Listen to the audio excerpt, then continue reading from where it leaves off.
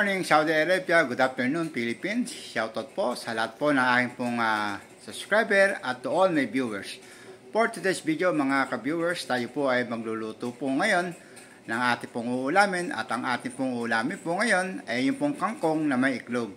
Kaya simulan na po natin. Ito na po mga sangkap na gagamitin po natin, mga ka-viewers.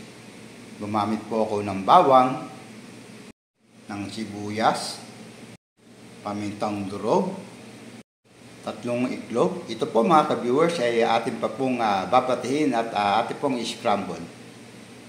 Gagamit din po ako ng 3 tablespoon po ng oyster sauce, 1/2 tablespoon po ng brown sugar. Gagamit din po ako ng 1 1/2 tablespoon po ng cornstarch. Gagamit din po ako ng konting seasoning. At ito po yung kangkong na atin pong lulutuin. Bukod sa mga kasangap na to, mga ka-viewers, ay gagamit din po tayo ng mantika at ng tubig. Kaya simulan na po natin ang pagluluto. Hindi na po ako gagamit ng asin, mga ka-viewers, dahil po maalat po yung oyster sauce po natin.